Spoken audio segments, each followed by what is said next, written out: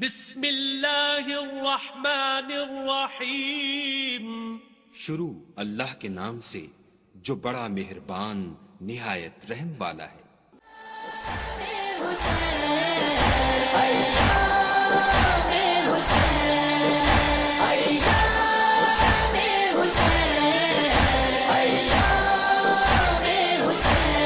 چاند محرم کا ہوا ہے عیاں، کالے لباسوں میں ہے پیر و جوان. چاند محرم کا ہوا ہے عیاں، کالے لباسوں میں ہے پیر و جوان. گھر میں عزا خانہ سجاتی ہے ماں. تو اب میں گزارش کروں گا شہنشاہ خطابت کے افق پہ نمودار ہونے والا درخشندہ ستارہ محترم و محتشم عزت مآب ذی وقار جناب حسن رضا باقر صاحب سے میں درخواست کروں گا کہ وہ تشریف لائیں اور ذکر محمد و اہل بیت محمد بیان فرمائیں. ان کی آمد کے لیے بآواز بلندتر صلوات.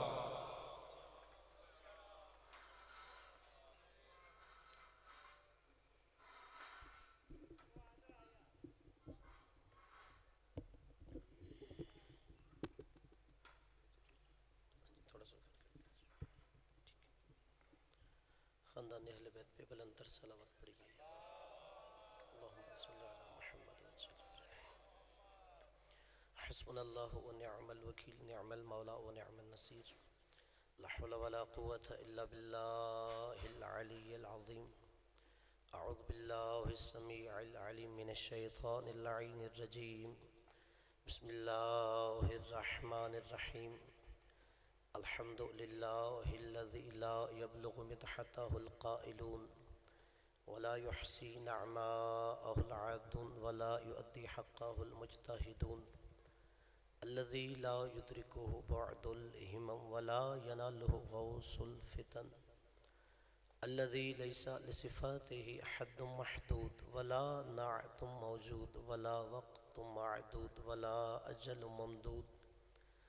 فطر الخلائق بقدرته ونشر الرياح برحمته ووتد بالسخور ميدان أرضه. الصلاة والسلام على نبيه وصفيه وحبيبه وأمينه وحجته النبي الأمي المكي المدني القرشي الهاشمي الأبطحي سيد الثقلين نبی الحرمین امام القبلتین وسیلتنا فی الدارین جد الحسن والحسین ابی القاسم محمد. اللہم صلی علی محمد وعلی محمد وجل فرجہ وعلی آلہ الذین اذهب اللہ عنہم الرجس وطہرہم تطہیرا.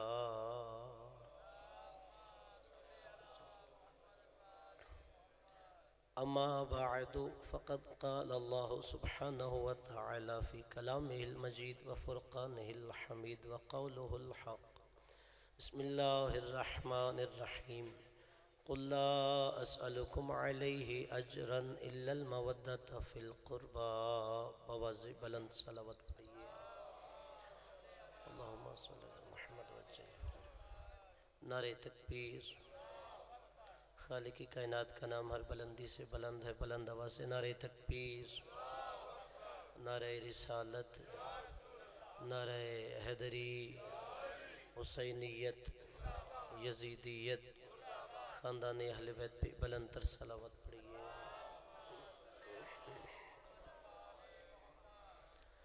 سب سے پہلے تو ہے خالق کی کائنات آپ کا تشریف لانا اپنی بارگاہ میں قبول و منظور فرمائے. آپ جو دعائیں حاجات لے کے آئے ہیں مالک اپنی بارگاہ میں مستجاب فرمائے. مالک اس عزا خانہ کو بم اہل و عیال اور جہاں پہ بھی صف عزا بچھائی جاتی ہے اسے تا ظہور امام زمانہ قائم و دائم فرمائے. ہم سب کو حج و زیارت بار بار نصیب فرمائے. حجت دورہ بقیت اللہ امام زمانہ کے ظہور میں تاجیل فرمائے. اپنی اپنی دعاؤں کی قبولیت کے لیے بلند تر صلوات پڑھیے. اللہم صلی علی محمد وعلی. اذان گرامی، صاحبان ذی وقار، برادران اسلام، محبان اہل بیت علیہم السلام، عاشقان حسین ابن علی علیہ السلام، میں نے آپ کی سماعتوں کی نظر سورہ شورى کی آیت نمبر 23 سے تلاوت کی ہے، جس میں اللہ نے فرمایا قُلْ لَا أَسْأَلُكُمْ عَلَيْهِ أَجْرًا إِلَّا الْمَوَدَّةَ فِي الْقُرْبَى، میرے حبیب اپنی امت سے کہو میں اس رسالت کی کوئی اجرت نہیں مانگتا، میں اس رسالت کا کوئی معاوضہ نہیں مانگتا، میں اس رسالت کی کوئی مزدوری نہیں مانگتا، إِلَّا الْمَوَدَّةَ فِي الْقُرْبَى، اس رسالت کی اجرت یہ ہے میرے قربہ سے مودت کرو۔ اگر ہم قرآن کو بصارت نہیں بصیرت سے پڑھیں تو ہم قرآن میں اللہ تبارک و تعالیٰ کے اصول تکلم کا یہ بھی ملاحظہ کریں گے کہ اللہ کئی مقامات پر نام نہیں لیتا، اللہ صفات بیان کرتا ہے۔ اس لیے نام نہیں لیتا، صفات بیان کرتا ہے کہ مخالف کا ضمیر بھی اسے اس در پہ جھکنے پہ مجبور کر دے۔ اب اللہ نے یہ نہیں کہا یہ قربہ کون ہے جن کی اجر رسالت مانگی گئی مودت، اسی آیت کا آگے جز ہے وَمَنْ يَقْتَرِفْ حَسَنَةً نَزِدْ لَهُ فِيهَا حُسْنًا، کہ جو ہماری بارگاہ میں یہ نیکی لے کے آئے گا ہم اس حسنہ کو اور زیادہ حسین کر دیں گے۔ یعنی یہ قربہ کوئی ایسی ہستیاں ہیں کہ ان سے مودت کرنا اللہ کی بارگاہ میں نیکی شمار ہوتا ہے۔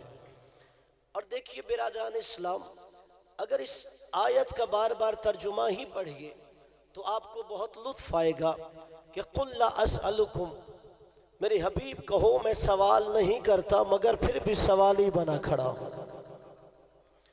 اگر آیت کو ہی بار بار ترجمہ ہی پڑھتے رہیے کہ لا اسألکم، میں سوال نہیں کرتا مگر پھر بھی سوالی بنا کھڑا ہوں۔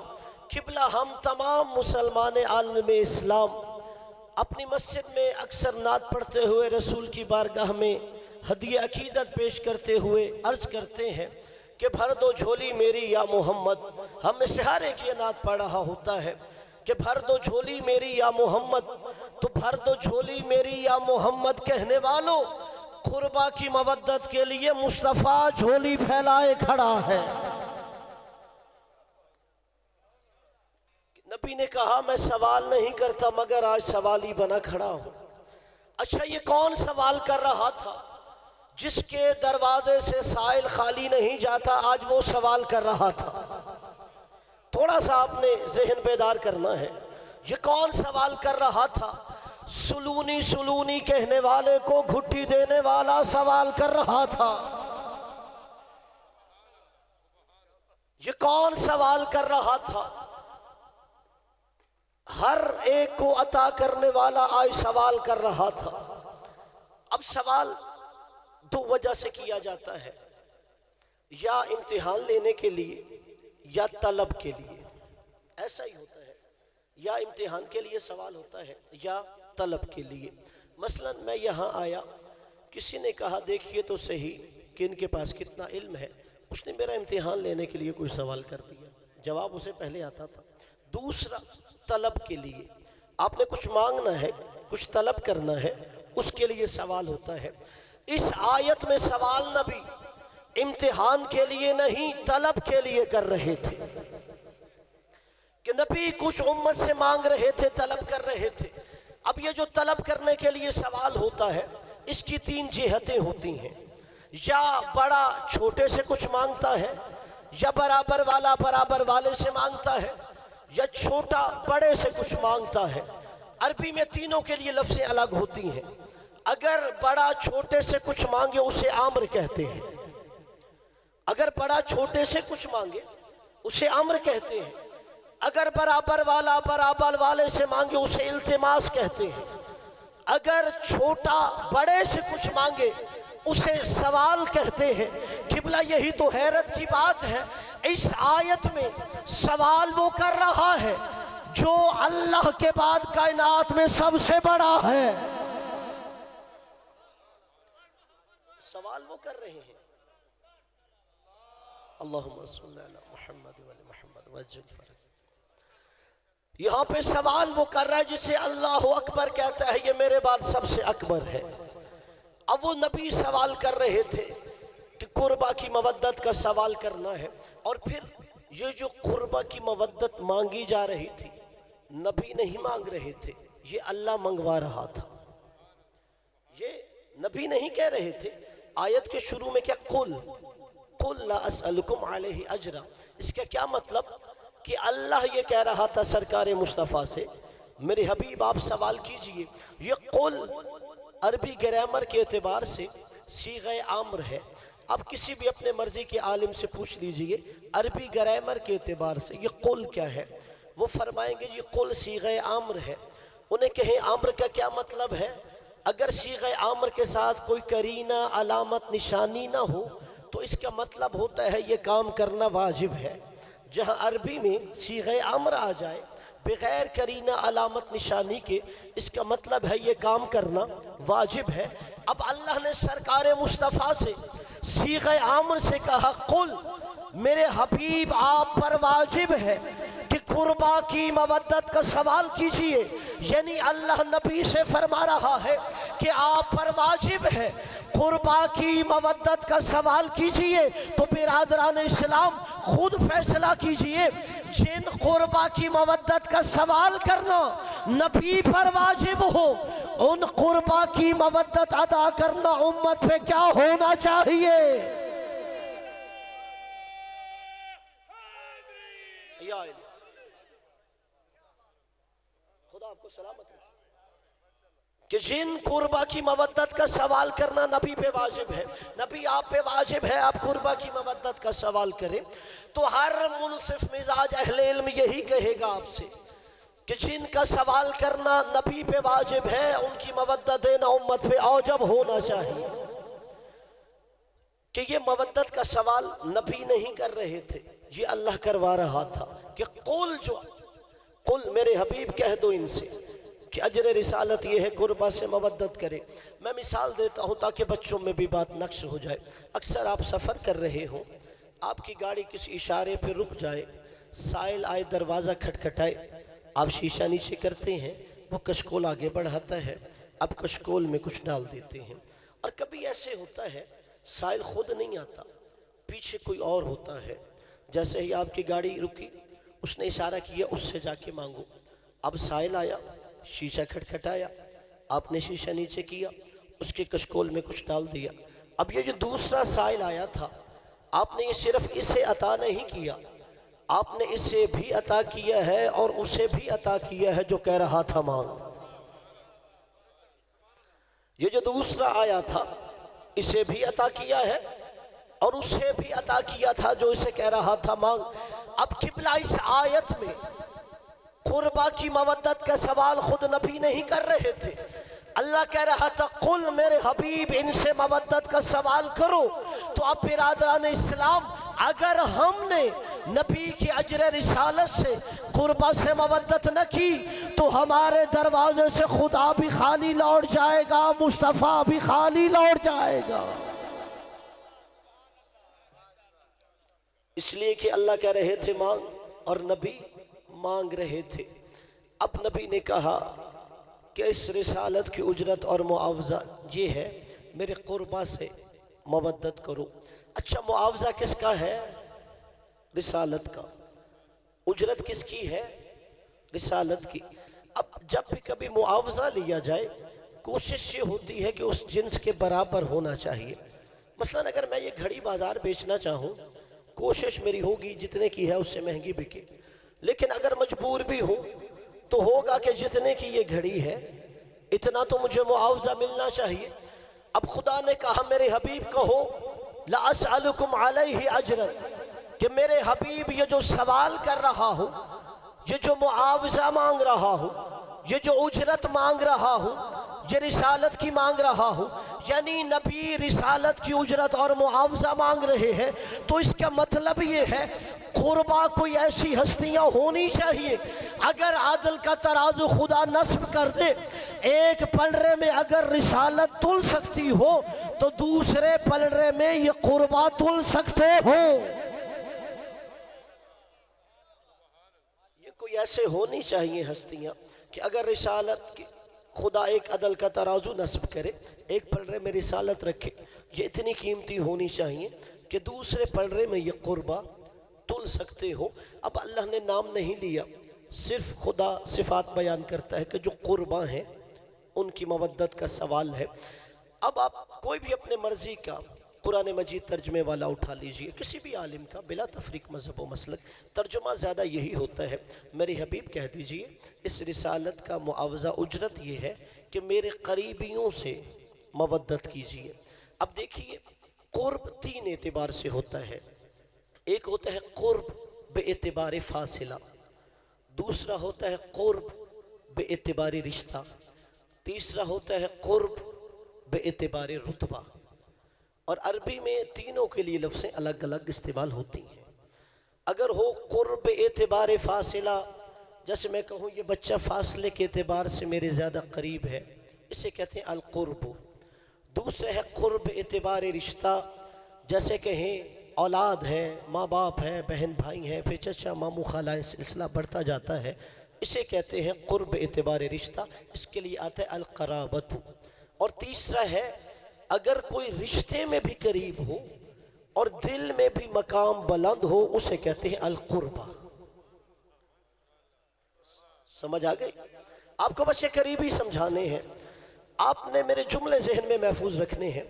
ایک قرب اعتبار فاصلہ، دوسرا قرب اعتبار رشتہ، تیسرا قرب اعتبار رشتہ اور ساتھ رتبہ۔ اب ترجمہ تو یہ ہے کہ قریبیوں سے مودت کرو۔ کیا یہ ان قریبیوں سے مراد ہے جو فاصلے میں قریب تھے، یا وہ قریبی مراد ہیں جو رشتے میں قریب تھے، یا وہ قریبی مراد ہے جو رشتے میں بھی قریب ہو، رتبے میں بھی بلند ہو؟ اگر اللہ صرف کہتا القرب تو مراد تھا جو بظاہر فاصلے کے قریب ہو۔ اگر اللہ کہتا القرابت پھر صرف مراد ہے جو رشتے میں قریب ہے۔ اللہ نے کہا القربہ، میرے حبیب رشتے میں بھی قریب ہو اور تیرے دل میں بھی مقام بلند ہونا چاہیے۔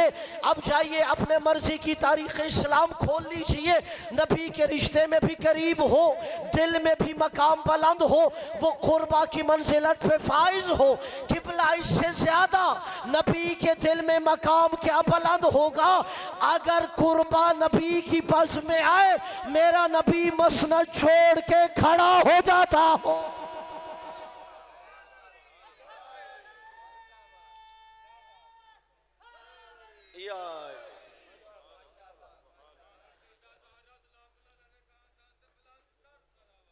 اللہم صلی علی محمد وآل محمد وجل فرما۔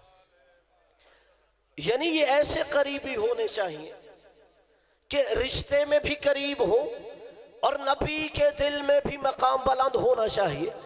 تو وہی نبی کے دل میں اتنا مقام بلند ہو، رشتے میں بھی قریب ہو کہ قربہ اگر بز میں آئے تو نبی مسند چھوڑ کے کھڑے ہو جاتے ہو۔ قبلہ جسے اب بھی سمجھ نہیں آئی، میں اور جملہ آسان کرتا ہوں، یعنی القربہ رشتے میں بھی قریبی ہونے چاہیے، نبی کے دل میں بھی مقام بلند ہونا چاہیے۔ اتنا نبی کے دل میں مقام بلند ہو، اگر نبی کا سر سجدے میں ہو، وہ پشت پہ سوار ہو جائے، نبی سر نہیں اٹھاتا۔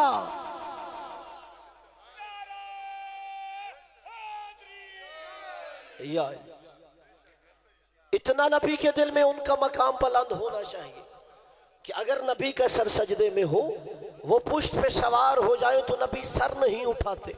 میں اور آسان کر دیتا ہوں، قربہ وہی ہے، علماء نے کہا رشتے میں بھی قریبی ہے، دل میں بھی مقام بلند ہو، تو قربہ کی منزلت پہ وہی آ سکتا ہے۔ اگر نبی کے شانوں کے درمیان مہر نبوت ہو، وہ مہر نبوت کا سوار ہوتا۔ اتنا مقام بلند ہونا چاہیے۔ کہا میرے حبیب ان قریبیوں کی مودت کا سوال کرو، رشتے میں بھی قریب ہوں، دل میں بھی میرے نبی کے مقام بلند ہونا چاہیے۔ اچھا برادران اسلام، یہ اجرت مانگی گئی رسالت کی، مزدوری مانگی گئی رسالت کی کہ قربہ سے مودت کرنی ہے۔ میں یہ مثال دے کے سمجھاتا ہوں۔ میں نے اپنی جیب میں حلال کی کمائی ڈالی اور بازار چلا گیا، ایک نیا میں نے سوٹ خریدنا تھا۔ میں وہ سوٹ خرید کے گھر آیا، میری حلال کی کمائی تھی، میں وہ سوٹ خرید کے گھر آ گیا، میں نے وہ سوٹ درزی کو دیا، درزی سے سلائی کے لیے جب درزی نے سلائی کر لی میں وہ سوٹ لے کے گھر آ گیا. درزی کو میں نے اجرت نہیں اس کی دی, اس کی مزدوری نہیں دی, اس کا معاوضہ نہیں دیا. میں جمعے کے دن وہ سوٹ پہن کے عطر لگا کے مصلی عبادت پہ کھڑا ہو گیا. جائیے اپنے مرضی کے عالم سے سوال کیجئے میری نماز ٹھیک ہے؟ قبلہ علماء اسلام یہی کہیں گے آپ کی نماز باطل ہے. میں کہوں گا میں نے تو حلال کی کمائی سے یہ سوٹ خریدا ہے. وہ کہیں گے آپ نے درزی کو اس کی اجرت نہیں دی, آپ نے درزی کو معاوضہ نہ دیا. یعنی یہاں تک اتفاق ہے علماء اسلام کا, اگر ایک درزی کی سوٹ کی اجرت نہ دی جائے تو اس میں نماز باطل ہوتی ہے. یعنی اگر میں ایک درزی کا معاوضہ نہ دوں میرا اس میں نماز باطل ہوتی ہے, تو رسالت کی اجرت دیے بغیر میری نماز کیسے قبول ہو سکتی ہے؟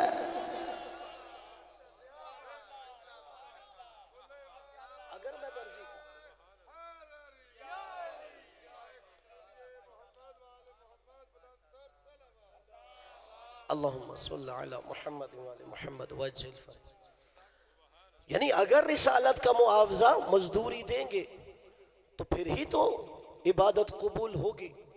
شاید میرا کوئی نوجوان کہے, چونکہ پڑھے لکھے ہیں آپ لوگ, کہ یہ کیسے ممکن ہو گیا, آپ نے سارے دین کو ایک بات پر موقوف کر دیا کہ اگر اجرت دو گے رسالت کی تو نماز قبول ہے, تو روزہ قبول ہے. میں اس کے لیے ایک اور حدیث آپ کو سناتا ہوں کہ نبی نے فرمایا تھا, اور یہ تمام علماء اسلام نے لکھی ہے, کہ نبی نے کہا ان قبلت الصلاۃ قبل ما سواها وان ردت رد ما سواها. اگر نماز قبول ہو گئی باقی عمل قبول ہوں گے, اگر نماز رد ہو گئی باقی عمل رد ہوں گے. یعنی یہاں پر بھی ہم کا سب کا اتفاق ہو گیا, شریعت میں کوئی چیز ایسی ہوتی ہے, شریعت میں کوئی چیز ایسی ہوتی ہے وہ ایک شے ہو تو باقی قبول ہوتے ہیں, اگر وہ ایک شے نہ ہو تو باقی رد ہو جاتی ہے. اور جب یہ بھی رسول سے پوچھا گیا یا رسول اللہ آپ نے کہا نماز قبول ہے تو باقی عمل قبول, نماز رد ہے تو باقی عمل رد, نماز کی قبولیت کا معیار کیا ہے؟ نبی نے یہ نہیں کہا کہ سورہ فاتحہ پڑھو تو نماز قبول ہو جائے گی, حالانکہ سارا قرآن فاتحہ میں بند ہے. جب کسی کا انتقال ہو جائے اب وہاں جا کے کیا کہتے ہیں؟ سورۃ الفاتحہ. اس لیے کہ علماء آپ کو کہیں گے اس لیے سورہ فاتحہ پڑھتے ہیں, اگر آپ صرف سورہ فاتحہ پڑھ دو پورے ختم قرآن کا ثواب مل جاتا ہے. یعنی سارا قرآن سمٹ کے سورہ فاتحہ میں بند ہو گیا. یعنی اس کا مطلب ہے ایسا بھی ہوتا ہے کبھی کبھی قرآن سمٹ کے فاتحہ میں آ جاتا ہے اور فاتحہ سمٹ کے بسم اللہ میں آ جاتی ہے, بسم اللہ سمٹے تو پائے بسم اللہ میں آ جاتی ہے, اور پائے بسم اللہ سمٹے تو با کے نقطے میں آ جاتی ہے. اور منبر کوفہ پہ بیٹھ کے علی ابن ابی طالب کہہ رہے تھے انا النقطۃ تحت الباء, جس میں سارے علوم سمٹ جاتے ہیں وہ نقطہ پائے بسم اللہ علی ابن ابی طالب ہے.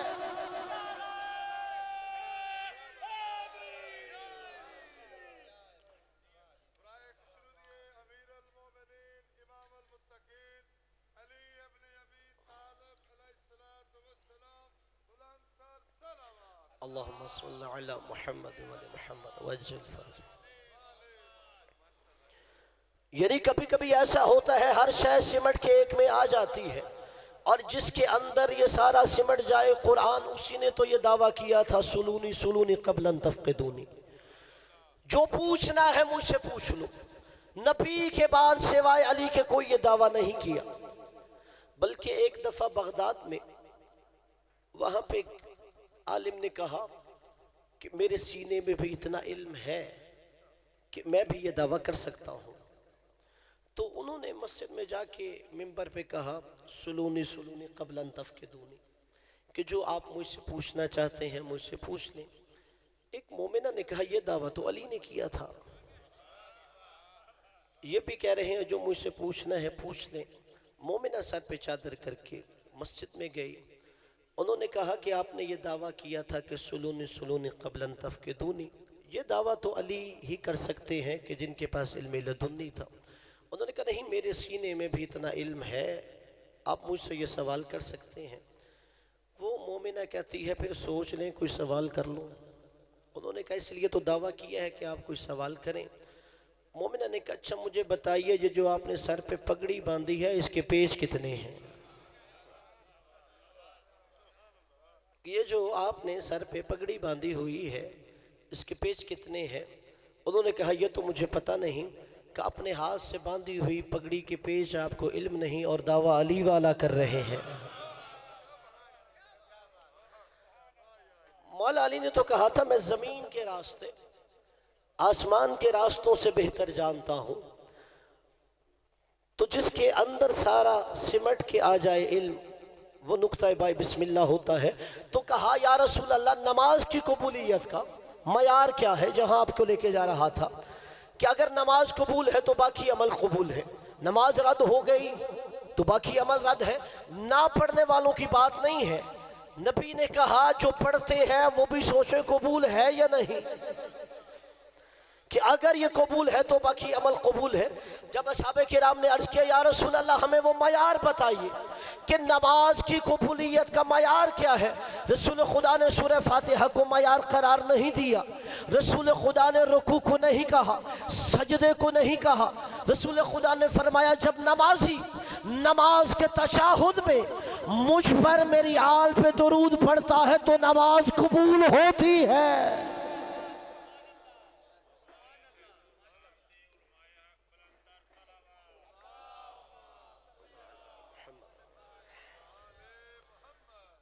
کہ جب نمازی نماز کے تشہد میں مجھ پر اور میری آل پر درود پڑھتا ہے تو اس کی نماز درجہ استجابت تک پہنچ جاتی ہے. اور اسی پر بہت خوبصورت 4 مصرے امام شافعی رحمت اللہ علیہ نے کہے تھے. ان کا دیوان امام شافعی اردو میں موجود ہے، اس کے اندر ان کے یہ مصرے ہیں. وہ کہتے ہیں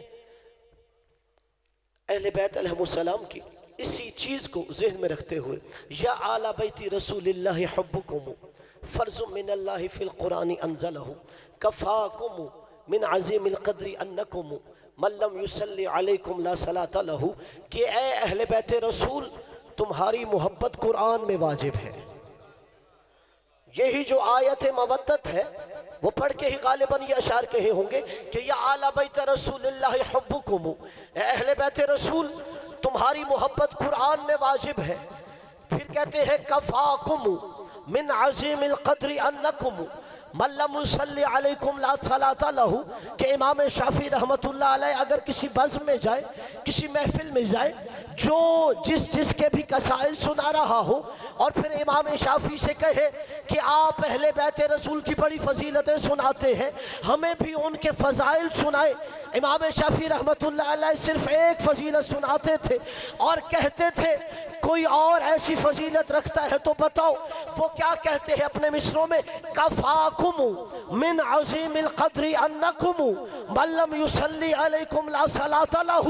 اے اہل بیت رسول تمہاری فضیلت کے لیے ایک بات کافی ہے، جو تم پر نماز میں درود نہ پڑھے اس کی نماز ہی نہیں ہوتی.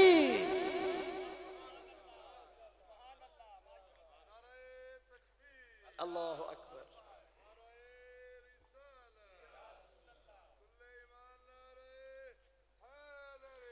یا علی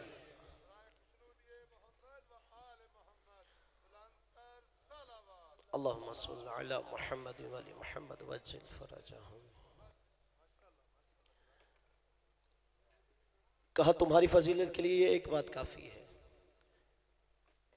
کہ جو تم پر نماز میں درود نہ پڑھے اس کی نماز ہی نہیں ہوتی. مولانا صاحب آپ کی خصوصی توجہ کے ساتھ آگے 2 مصرے پڑھ رہا ہوں، آپ کی خصوصی توجہ. جب امام شافعی نے یہ مصرے کہے دیوان امام شافعی میں، پھر آگے 2 اشعار ہیں، لوگوں نے یہ کہنا شروع کر دیا شاید امام شافعی اندر سے شیعہ ہیں. جب انہوں نے یہ مصرے کہے لوگوں نے کہنا شروع کر دیا شاید امام شافعی اندر سے شیعہ ہیں. اور میرا دل کرتا ہے کاش امام شافعی ہوتے، میں ان کے ان ہاتھوں پہ بوسہ دیتا جن سے انہوں نے پھر آگے 2 مصرے لکھے. امام شافعی رحمت اللہ علیہ نے پھر آگے 2 مصرے لکھے. کہتے ہیں ان کا نا حب آل محمد رفسن، کہ لوگوں تمہیں کیا ہو گیا جو محمد کے اہل بیت کی بات کرے تمہیں شیعہ لگتا ہے، کہ جو نبی کی آل کی بات کرے وہ اندر سے شیعہ لگتا ہے۔ کہ ان کانا حب آل محمد رفسن، کہ اگر تم نے شیعت کا معیار یہ بنایا ہوا ہے کہ اس کے دل میں نبی کی آل کی محبت ہو، فَلْيَشْهَدِ ثَقَلَانِ أَنِّي رَافِضِيٌّ، اگر شیعت کا معیار یہ ہے تو جن و انس گواہ رہنا، پھر شافی بھی شیعہ ہے۔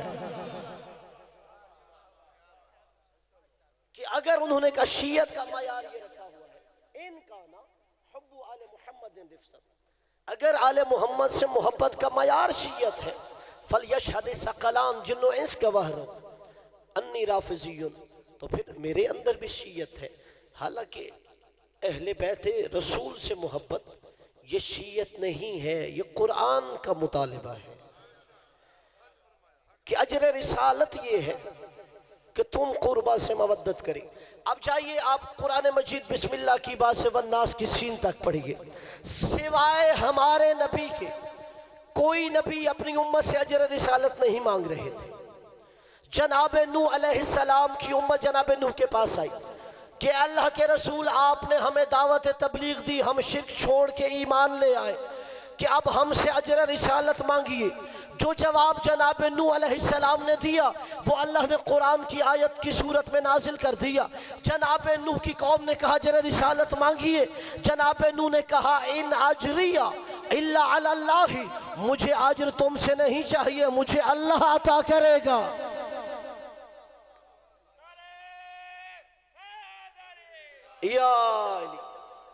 یعنی جناب نوح نے امت سے اجر نہیں لیا، کہ مجھے اللہ عطا کرے گا۔ سلسلہ بڑھتا ہوا جناب ابراہیم تک آ گیا، جناب ابراہیم نے قوم کو دعوت تبلیغ دی۔ اب جیسے ہی قوم شرک چھوڑ کے اسلام میں داخل ہو گئی، اب کون جناب ابراہیم کے دروازے پہ آئی، اللہ کے رسول آپ نے ہمیں جو رسالت کا پیغام پہنچایا ہے، اب بتائیے اجر رسالت کیا چاہیے؟ جو جواب جناب ابراہیم نے دیا وہ بھی قرآن کی آیت کی صورت میں موجود ہے۔ جناب ابراہیم نے کہا ان اجریہ الا علی رب العالمین، مجھے اجر رسالت تم سے نہیں چاہیے، مجھے اجر رسالت وہ دے گا جو عالمین کا پروردگار ہے۔ جناب نوح نے بھی نہیں امت سے لیا، جناب ابراہیم نے۔ اب سلسلہ بڑھتے ہوئے جناب موسیٰ تک آ گیا، جناب موسیٰ نے بھی قوم کو تبلیغ کی۔ اب جیسے ہی قوم دائرہ اسلام میں داخل ہوئی، ایمان لے کے آئی، اب قوم جناب موسیٰ کے دروازے پہ آئی، اے اللہ کے نبی ہم سے اجر رسالت طلب کیجئے، آپ کو اجر رسالت کیا چاہیے؟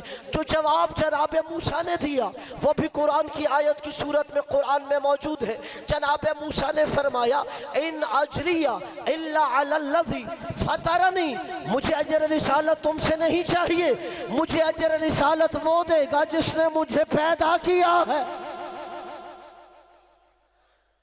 یعنی برادران اسلام جناب نوح نہیں مانگ رہے کہ اللہ دے گا، جناب ابراہیم نہیں مانگ رہے عالمین کا پروردگار دے گا، جناب موسیٰ نہیں مانگ رہے کہ جس نے پیدا کیا ہے وہ دے گا۔ اگر میں عرض کروں بار الہ، جب کوئی نبی نہیں مانگ رہے، جناب آدم سے لے کے جناب عیسیٰ تک کسی نبی نے اجر رسالت نہیں مانگا، ہر کوئی یہی کہے گا کہ مجھے اللہ دے گا، عالمین کا پروردگار دے گا، میرا خالق دے گا۔ آخر کیا وجہ ہے؟ سید الانبیاء کیوں مانگ رہے تھے؟ خاتم المرسلین کیوں مانگ رہے تھے؟ نبیوں کے سردار کیوں مانگ رہے تھے؟ عجب نہیں خدا کہے آدم سے لے کے جناب عیسیٰ تک ہر نبی کی امت اجر رسالت کا سوال کر رہی تھی، ہر نبی کہہ رہا تھا ہمارا اجر اللہ کے پاس ہے، عالمین کے پروردگار کے پاس ہے، جو ہمارا خالق ہے اس کے پاس ہے۔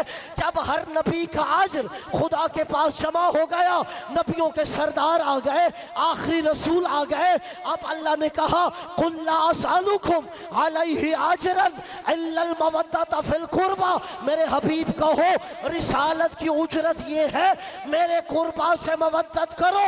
نبی یہ صرف اپنی رسالت کا اجر نہیں مانگ رہے، 1.25 لاکھ نبیوں کی رسالت کا اجر مانگ رہے۔ کہ ہر نبی کی رسالت کی اجرت خدا کے پاس جمع ہوتی رہی۔ جب آخری نبی آئے تو اللہ نے کہا قل، میرے حبیب اب آپ کہیے کہ رسالت کی اجرت یہ ہے قربا سے مودت کیجئے. اور پھر قربا عربی گرامر کے اعتبار سے صیغہ افعل التفضیل ہے جسے سپرلیٹیو ڈگری کہتے ہیں اور واحد مؤنث کا صیغہ ہے. اب کسی بھی عالم سے پوچھئے جو عربی گرامر جانتے ہیں، یہ واحد مؤنث کا صیغہ ہے، صیغہ افعل التفضیل، یعنی ایک ایسی بیوی جو نبی کے سب سے زیادہ قریبی ہو، ان کی مودت کا سوال کیا جا رہا تھا. اور میرے عزیزو دوستو بزرگو برادران اسلام، ہم خود جج بن جاتے ہیں، خود منصف بن جاتے ہیں. بتائیے جو اجر رسالت کا سوال اللہ نبی سے کروا رہا تھا، کیا ہم یہ کہہ سکتے ہیں ہم نے مکمل وہ قربہ سے مودت کی ہے؟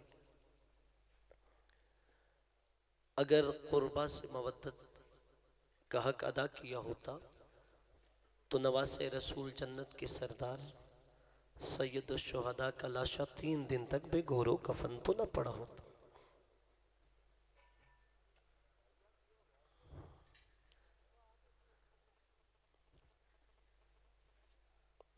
میرے شیعہ سنی بھائیوں، ہر منصف مزاج کو یہ بات رلاتی ہے، یہاں تک کہ ام المؤمنین حضرت ام سلمہ سلام اللہ علیہ بیان کرتی ہیں. ایک دن نبی میرے پاس تشریف لائے، نبی حجرے کے اندر تشریف لے گئے اور مجھے کہا کسی کو حجرے کے اندر نہیں آنے دینا. کہتے ہیں کہ اتنے میں حسین آ گئے.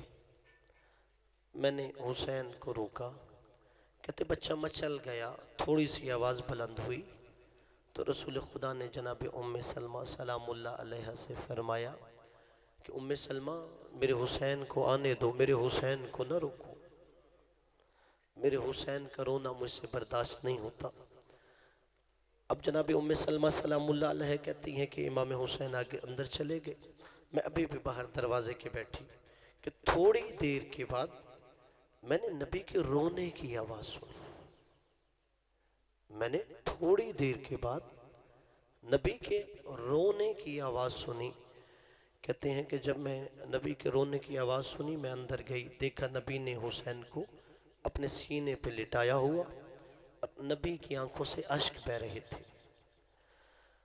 میں آگے بڑھی، میں نے کہا اللہ کے رسول آپ کیوں گریہ کر رہے ہیں؟ کہا مجھے رسول نے فرمایا ابھی ابھی جبرائیل نازل ہوا ہے، اس نے مجھے بتایا ہے یہ میرا نواسہ 3 دن کا بھوکا پیاسا کربلا میں مارا جائے گا. اور کہتے ہیں کہ پھر جبرائیل نے وہ کربلا کی مٹی بھی لا کے دی. ام المؤمنین جناب ام سلمہ کو دیتے ہوئے رسول خدا نے فرمایا کہ ام سلمہ جب یہ مٹی خون میں تبدیل ہو جائے سمجھنا میرا حسین مارا گیا ہے. اور عزادارو، اگر کربلا میں بات قتل حسین پر بھی رک جاتی تو شاید ہر زندہ ضمیر انسان یوں حسین کے غم میں آنسو نہ بہاتا. جب بات بڑھتے بڑھتے نبی کی بیٹیوں کے حجاب تک آ گئی، امام حسین علیہ السلام کی بڑی بیٹی جناب فاطمہ صغرا سلام اللہ علیہ یہ روایت بیان کرتی ہیں.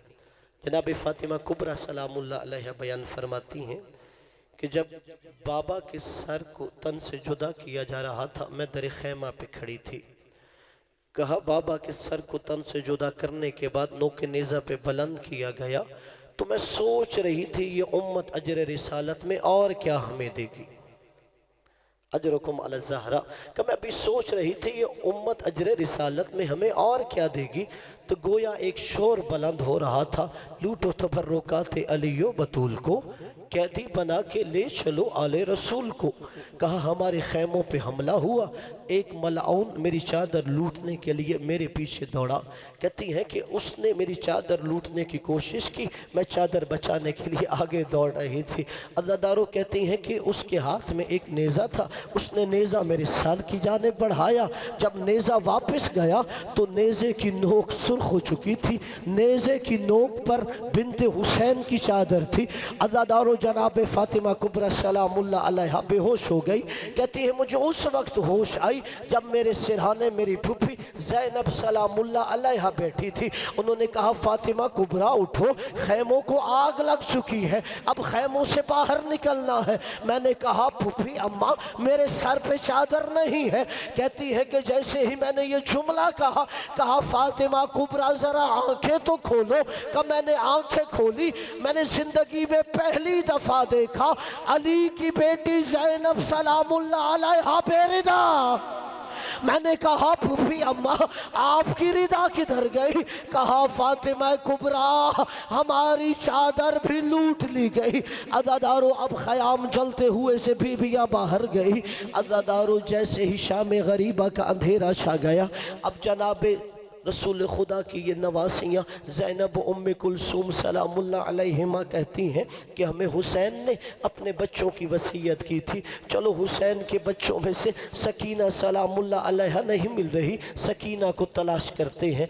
अज़ादारों जैसे ही वो करबला के मैदान में थोड़ा चले, उन्होंने क्या देखा, जो छोटे छोटे बच्चे हैं कि जो ज़मीन पर लेटे हुए हैं। अज़ादारों आगे झुक के देखा, नब्ज़ पे हाथ रखा, का इन्ना लिल्लाहि व इन्ना इलैहि राजिऊन। सोचा किसी तीर और तलवार का निशान नहीं है, फिर बच्चे कैसे परवाज कर गई इनकी रूह। अज़ादारों जब झुक के देखा तो घोड़ों की सुमों से बच्चे पामाल हुए थे। अज़ादारों अब जनाब ज़ैनब सलामुल्लाह अलैहा कहती हैं उम्मे कुलसूम बहन आप लाशाए अब्बास पे देखिए, मैं लाशाए हुसैन पे जाके देखती हूँ, शायद हुसैन की बेटी वहाँ पे हो। जनाब उम्मे कुलसूम वापस आ गई, हज़रत अब्बास के लाशे पे जनाब सकीना सलामुल्लाह अलैहा मौजूद नहीं है। अब दोनों बहन एक नशेब की जाने बढ़ रही थी। क्या देखा, एक कटे सर वाला लाशा है जो कई हिस्सों में बटा हुआ है। अज़ादारों उस लाशे अतहर पर सकीना सलामुल्लाह अलैहा सर रख के आराम कर रही हैं। जनाब सकीना सलामुल्लाह अलैहा आगे बढ़ी, जनाब ज़ैनब ने आगे बढ़ के सकीना सलामुल्लाह अलैहा को उठाया। सकीना उठो, इस जंगल बयाबान में इस लाशे के पास कैसे आराम कर रही हो? अज़ादारों जनाब सकीना ने कहा फूफी अम्मा ये मेरे बाबा का लाशा है। का सकीना लाशा दो तरह से पहचाना जाता है, या तो सर से पहचाना जाता है या पैराहन से पहचाना जाता है। ज़हरा के लाल का सर तो काटने के बाद कूफा भेज दिया गया, या पैराहन से पहचाना जाता है। गरीबे करबला का पैराहन तो लूट लिया गया। का फूफी अम्मा जब ख़याम को आग लग गई, मेरा कुर्ता जल रहा था, मैं बाबा बाबा कहती हुए करबला के मैदान में जोड़ रही थी कि इस कटे सर लाशे से आवाज आ रही थी, इलैया इलैया या बुनैया, ऐ मेरा बेटा मेरी जान पढ़ो। अज़ादारों अजरुकुम अला ज़हरा। एक रिवायत और सुन लीजिए। हाँ अज़ादारों फिर 11 मुहर्रम आ गई, नबी की नवासियों के हाथों में रस्सियाँ बांध दी गई, नबी की नवासियों को कूफा के बाज़ार की जानिब ले जाया गया। अज़ादारों आज 12 मुहर्रम है, 12 मुहर्रम में नबी का खानवादा कूफा में दाखिल हो रहा था। अज़ादारों जो करबला के शुहदा थे उनकी तो प्यास का इम्तिहान ख़त्म हो गया था, लेकिन नबी की बेटियों का इम्तिहान अभी तक प्यास का था। जैसे ही कूफा के बाज़ार में दाखिल हुए, 4 साल की सैयदादी सकीना सलामुल्लाह अलैहा कहती हैं फूफी अम्मा मुझे प्यास मारे जा रही है। का सकीना इम्तिहान का जल्द ख़त्म हो जाएगा, सब्र करो। इतने में एक मकान की छत पे एक औरत ने ये बात सुनी, जो वहीं से जब काफ़िला ये गुज़र रहा था, उसने एक जाम पानी का लिया और नीचे आ गई। जनाब ज़ैनब सलामुल्लाह अलैहा को कहती है कि इस बच्ची को पानी पिलाइए, और मैंने सुना है कैदियों की दुआ बड़ी जल्दी कबूल होती है, इसे कहिए मेरे हक़ में दुआएं कर दे। अज़ादारों जैसे कि ना बच्ची पानी पी ले और फिर मेरे हक़ में 2 दुआएं कर दे। ज़ैनब सलामुल्लाह अलैहा फरमाती हैं कि बच्ची पानी बाद में पी लेगी, तो अपनी दुआएं बता, तो क्या दुआएं करवाना चाहती है? कि पहली दुआ ये करे कि जैसे ये बच्ची यतीम हुई है, मेरे बच्चे ऐसे यतीम ना हो। कहा दूसरी से कहो ये दुआ करे अल्लाह मुझे जल्द मदीना की ज़ियारत करवाए। अज़ादारों नबी की नवासी ने मदीने का नाम सुना, नबी की नवासी का दिल घबरा गया। कहा ऐ मोमिना तू किस मदीने की बात कर रही है? कहा मैं मदीनातुर रसूल की बात कर रही हूँ कि अल्लाह मुझे मदीनातुर रसूल की ज़ियारत करवाए। कहा वहाँ क्या करेगी? कहा अपने नबी के रोज़े کی زیارت کروں گی اور وہاں نبی کے گھرانے کی زیارت کروں گی، وہاں فاطمہ و علی والا گھرانہ میرا سردار ہے۔ کہ اب تو علی نہیں رہے، اب تو فاطمہ دنیا میں نہیں رہی۔ کہ علی نہیں ہے تو کیا ہوا، علی کا بیٹا حسین تو موجود ہے۔ فاطمہ نہ ہوئی تو کیا ہوا، فاطمہ کی بیٹی تو موجود ہے۔ اللہ دارو یہ جملہ سنا، زینب سلام اللہ علیہا کہتی ہے اگر فاطمہ کی بیٹی تمہیں اس بازار میں مل جائے کیا اسے پہچان لو گی؟ عزادارو وہ مومنہ کہتی ہے اگر تم قیدن نہ ہوتی، اگر تم اسیر نہ ہوتی، تمہیں یہ بات کہنے کی سزا دیتی۔ کجا فاطمہ کی بیٹی، کجا شرابیوں کا بازار، کجا علی کی بیٹی، کجا بے حیاؤں کا مجمع، وہ ایسے بازاروں میں نہیں آیا کرتی۔ عزادارو میری آقا ذاتی نے سنا کہ ام حبیبہ ذرا میرے قریب آ۔ عزادارو ام حبیبہ قریب آئی، میری آقا ذاتی نے اپنے چہرے سے تھوڑا سا بال ہٹایا کہ ام حبیبہ دیکھنے والا کوئی نہیں، ذرا مجھے پہچان، تیرے سامنے زہرا کی بیٹی۔ کیسے ام حبیبہ نے سنا سر پیٹ لیا کہ آقا ذاتی کجا علی کی بیٹی، کجا کوفہ کا بازار، آپ کا حسین کہاں ہے، آپ کا عباس کہاں ہے؟ کہ وہ جو نیزے پہ سر ہے وہ حسین کا سر ہے، وہ جو گھوڑے کی گردن میں سر میرا عباس مارا گیا۔ اللہ لعنت اللہ علی القوم الظالمین، ماتم حسین۔